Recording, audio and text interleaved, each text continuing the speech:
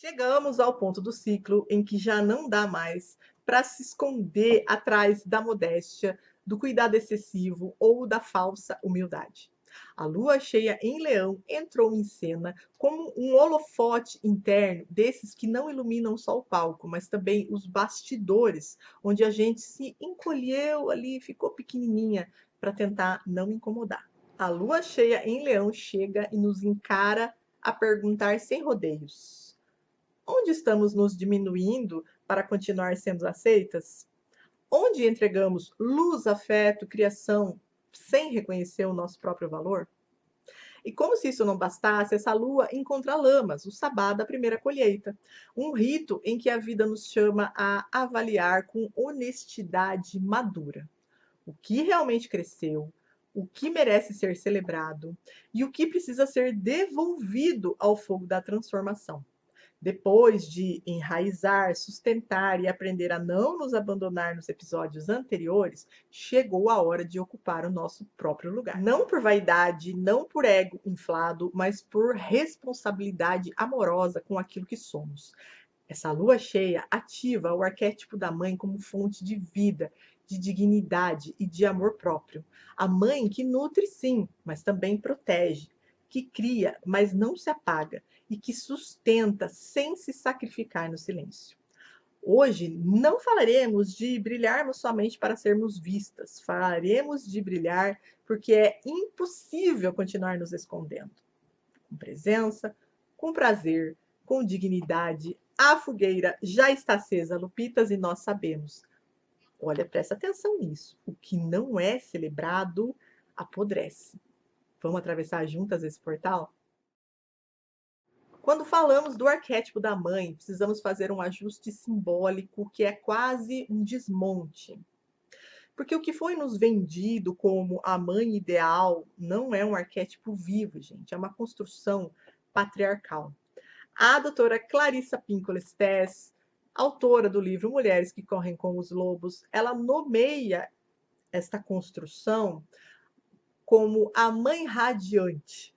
Sabe aquela figura que está eternamente disponível, é sempre amorosa, incansável, não tem sombra, não tem raiva, assexuada, não tem desejo próprio? A mãe que acolhe tudo e nunca exige nada?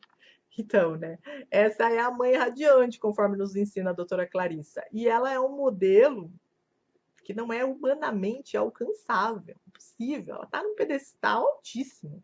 E pedestais não sustentam vida, apenas aprisionam. O arquétipo da mãe, no seu sentido profundo, ele não é sobre perfeição emocional. Ele é sobre ser fonte, origem, responsabilidade com aquilo que foi gerado também. E aqui está o ponto que raramente nos ensinam, né? Na cultura que a gente vive, provavelmente nem existe. Ser mãe arquetípica não é se anular. Vou repetir mais uma vez, porque eu acho que isso precisa ficar extremamente cristalino para nós que queremos ser mulheres livres que correm com os lobos. Ser mãe arquetípica não é se anular, é assumir autorresponsabilidade emocional pela própria vida. Sim, a mãe madura, ela não terceiriza o seu bem-estar. Ela não espera que o mundo a reconheça para daí ter autorização para existir. A mãe madura entende que, se não cuidar da própria chama, ninguém o fará. No mundo patriarcal, a expectativa nunca foi de que as mulheres fossem.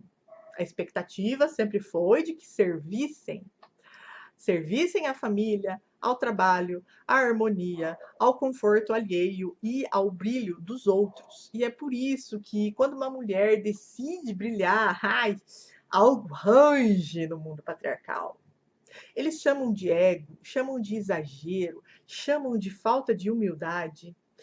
Mas o que realmente incomoda eles é outra coisa. Uma mulher que se autorresponsabiliza emocionalmente. Ó, vou até repetir, porque o negócio é tão profundo que eu dei até uma engasgada aqui. Uma mulher que se autorresponsabiliza emocionalmente deixa de ser controlável.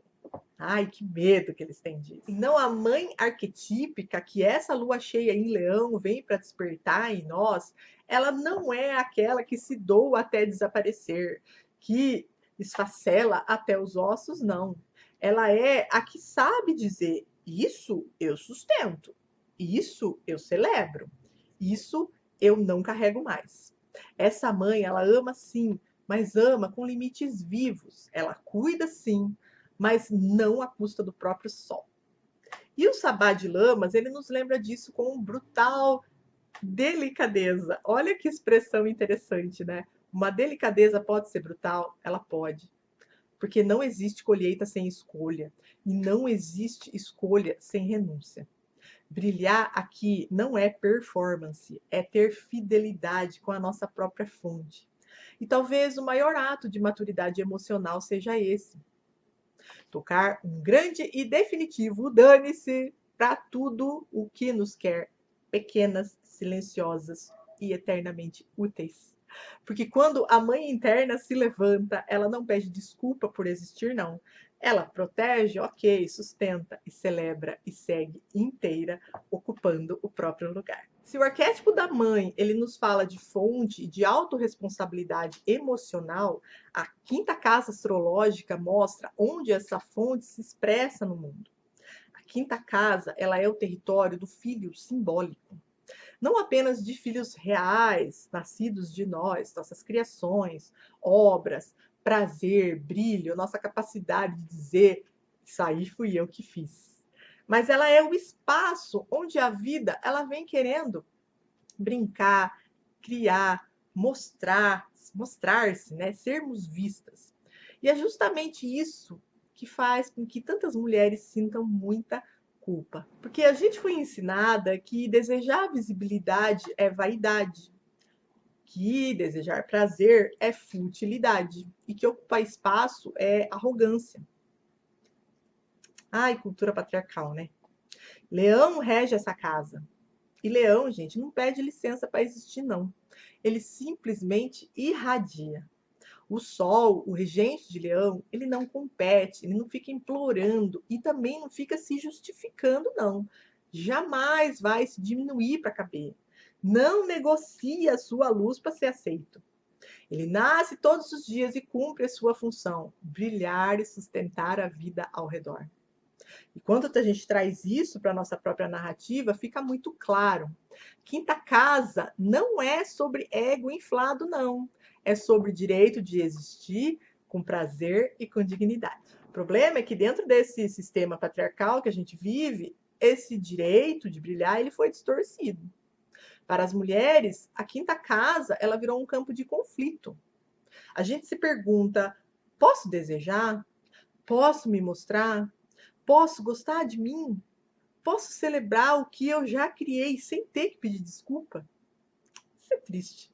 É por isso que essa lua em Leão, ela é tão confrontadora. Ela ilumina o ponto exato onde ainda nos escondemos. Não para não parecermos demais, né? A gente fica aqui pequena, medo, e medo muitas vezes muito bem justificado. A gente fica pequena para não aparecer demais, para não sermos vaidosas, para não parecermos difíceis. Ai, as mulheres difíceis são tão julgadas. Mas é aqui que vem o nosso salto de consciência. Quando uma mulher não ocupa sua quinta casa, alguém ocupa por ela. Quando a gente não reconhece o nosso próprio valor, esse valor ele é explorado. Quando não celebramos a nossa criação, ela vira uma obrigação.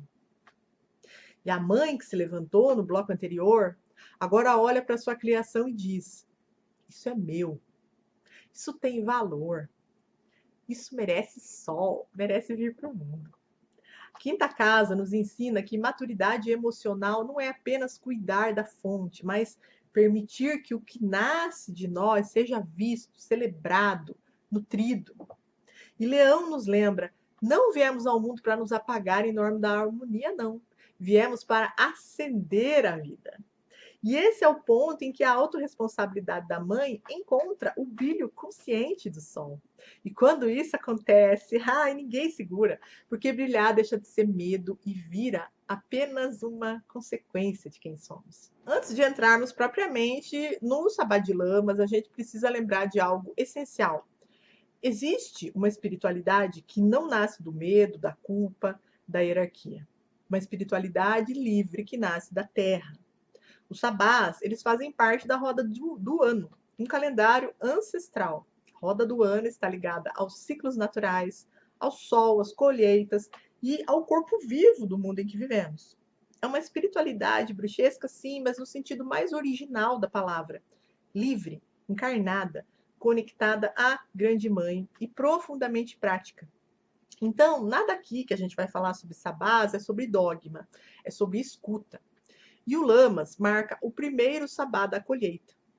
Ele não é o fim de um ciclo, mas um primeiro momento em que podemos olhar para o que plantamos e perguntar com honestidade: o que já amadureceu?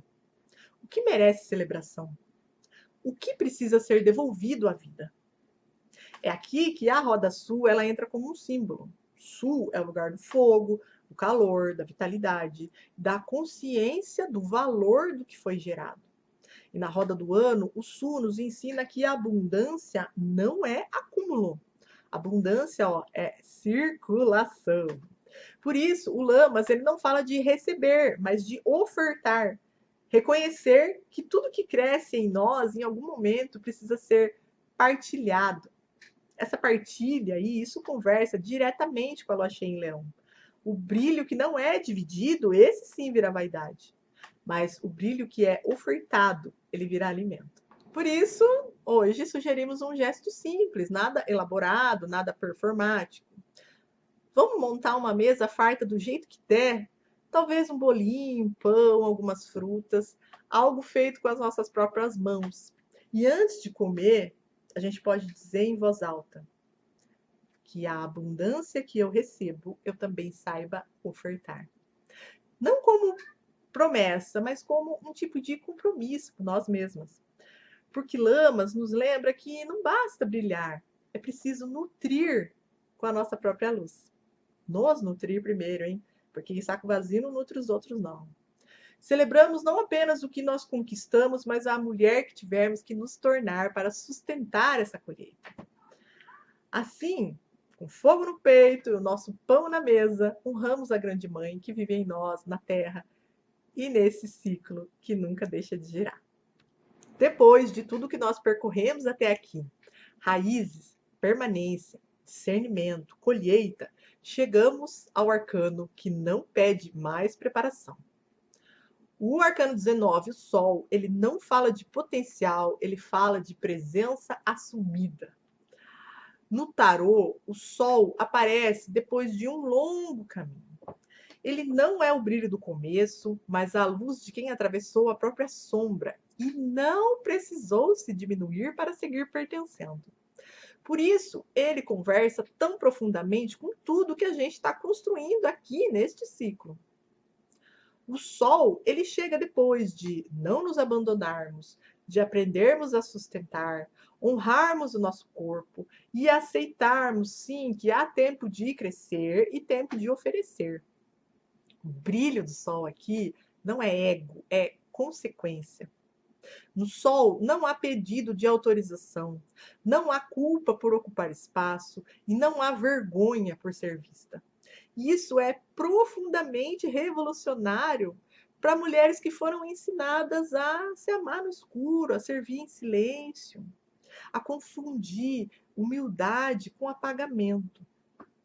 O Sol é o arquétipo da vida que se reconhece digna, da criança interna que volta a rir sem medo de incomodar, da mãe que gera, nutre, mas também se deixa aquecer pela própria luz. Este arcano, ele chega nesta semana e nos pergunta sem rodeios. Onde ainda estamos desorganizando, diminuindo, onde ainda estamos diminuindo o nosso brilho para não desorganizar o mundo ao redor, hein? Quem nos tornamos quando paramos de pedir desculpas por existir? Gente, eu vou até repetir as perguntas deste arcano, porque elas são profundamente profundas e eu acho que eu me enrolei um. Vamos lá, hein? Trouxeram o bloquinho? Para o vídeo, vai buscar, porque você pensa sobre isso essa semana, vem com a tia Lu que você vai se dar bem. Onde ainda diminuímos o nosso brilho para não desorganizar o mundo ao redor? É a primeira pergunta. Segunda pergunta. Quem nos tornamos quando paramos de pedir desculpas por existir? O sol, ele não exige perfeição, ele exige verdade. E é justamente aqui que algo essencial precisa acontecer. Porque quanto mais luz nós colocamos no mundo, mais precisamos aprender a guardar o que é sagrado em nós. Nem toda presença precisa ser acessível, nem todo brilho precisa ser tocado, e nem todo o amor precisa ser exposto. E aí eu completo, gente. O alto amor, o amor próprio, ele é nosso. Quem é que dorme com esse barulho, não é verdade? Porque depois que a gente aceita brilhar, depois que o sol nos atravessa e a vida começa a nos ver, algo muda para sempre. Ao lado do sol surge o ensinamento final, mas não menos importante, deste episódio, que é a carta da proteção do Oráculo das Lobas. Aqui, olha só. Guardamos o que amamos com firmeza serena. Traçaremos limites luminosos para que o nosso afeto permaneça seguro. E quando a gente vê essa carta pela primeira vez, a gente pode pensar no afeto pelos outros. Mas aqui a gente está falando o quê? A gente está falando de amor próprio, né? Então a gente tem que traçar limites para que o nosso amor próprio permaneça seguro. Isso é fundamental, porque luz sem proteção, ela vira exposição. Amor sem limite vira invasão. E presença sem contorno vira esgotamento. A proteção que encerra este ciclo, ela não nasce do medo, nem da desconfiança e nem do enrijecimento. Ela nasce do amor maduro, do amor que aprendeu o próprio valor, do amor que sabe que nem tudo precisa ser acessado, e nem todo mundo precisa entrar, e nem toda demanda precisa de resposta. É complicado para a gente entender isso, mas é fundamental, Lupitas. Então, essa proteção aqui que nos traz o Oráculo das Lobas, ela não vem para levantar muros, ela vem para traçar limites luminosos. Limites que dizem, aqui tudo bem, mas ali não. Isso me nutre, mas isso aí me sobrecarrega demais, não quero. Porque brilhar também é saber que o que não permitimos mais que nos sobrecarregue, que atravesse a nossa luz, é fundamental. É escolher onde a gente coloca o nosso tempo, o nosso corpo, a nossa energia e o nosso cuidado. E é com essa sabedoria que fechamos esse ciclo do jeito que as lobas sabem, com o coração aberto, a coluna ereta e o território interno, ó, protegido. É assim, Lupitas, que corremos com lobos. E quando a lua cheia abaixa, começa a diminuir, quando o palco se esvazia e o brilho já não precisa provar mais nada, a gente tem uma nova alunação, que é a lua minguante em Escorpião. No dia 9 de fevereiro, não seremos chamadas a brilhar, não, hein? Mas a retirar o que já cumpriu a sua função. Escorpião, ele não vai vir para aplaudir, ele vai vir para depurar e para encerrar o que ainda insiste em ficar. Fica por apego, por medo ou aquela ilusãozinha de controle. Esse encerramento ele ganha muita força com o trânsito também raro e decisivo dessa semana, que será Saturno entrando em Áries. O Senhor do Tempo encontra o fogo do início e nos pergunta de cara: que compromisso precisa ser cortado para que a vida avance, hein? Onde está a hora de assumir responsabilidade pelo fim? Chegou a hora? Responsabilize pelo seu fim. A minguante não leva embora o que é vivo, ela só recolhe o que já se foi, já cumpriu a sua parte. Então, eu me despeço de vocês nesse episódio, já linkando para o próximo, onde falaremos sim de coragem para encerrar, disciplina emocional, maturidade que nasce quando paramos de adiar o inevitável. Porque alguns ciclos, eles não pedem mais luz, eles pedem fim consciente. E essa alunação que começou lá na nova, ela encontra no escuro fértil de Escorpião o salto para o próximo passo, para a lua nova em Aquário, que vai chegar depois. Então, este foi o episódio do Ser Lunar desta semana.